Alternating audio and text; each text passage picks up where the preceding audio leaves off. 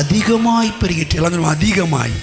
பாவம் செய்கிற இடத்துல ஏன் தேவனுடைய கிருபை அதிகமாக பெருக்குதுன்னா, பாவம் செய்ய வைக்கிறதுக்காக இல்லை, அந்த பாவத்திலேயே நீங்கள் மடிஞ்சு அல்லது பாவம் செஞ்சுட்டு குற்ற மனசாட்சியோடு நீங்கள் கர்த்தரை விட்டு பிரிஞ்சு போயிடக்கூடாது என்பதற்காகத்தான் தேவனுடைய கிருபை கொஞ்சமாய் அல்ல அதிகமாய் பெருகி மறுபடியும் உங்களை தம்மோடு சேர்த்துக்கிறது தான் தேவனுடைய சுத்த கிருபை. இப்படித்தான் நாங்கள் பிரசங்கிக்கிறோம்.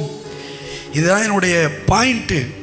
ஆகவே நீங்கள் பாவம் செய்கிறது தான் செய்யுங்க, கிருபை உங்களுக்கு இருக்குது அப்படின்னு லைசன்ஸு நானும் கொடுக்கலை, பைபிளும் அப்படி கொடுக்கலை. என்ன வேணா செஞ்சுக்கப்பா, உன்னை காப்பாற்றுறது கிருபை இருக்குது அப்படி சொல்லலை. நீ விட முடியலைன்னு எனக்கு தெரியும், ஆனாலும் விட்டு ஒழிக்கிறதுக்கு என் வல்லமை உனக்கு தர்றேன், அதான் என் கிருபை.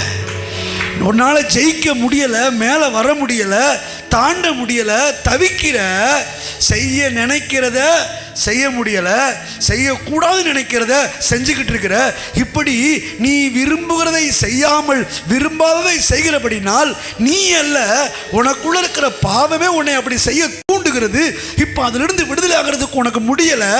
விடுதலை ஆக்குவதற்கு நான் அனுப்புகிற என்னுடைய வல்லமை, என்னுடைய சக்தி தான் நான் உனக்கு கொடுத்திருக்கிற அதிக கிருபை. கைகளை தட்டுங்க. என்னங்க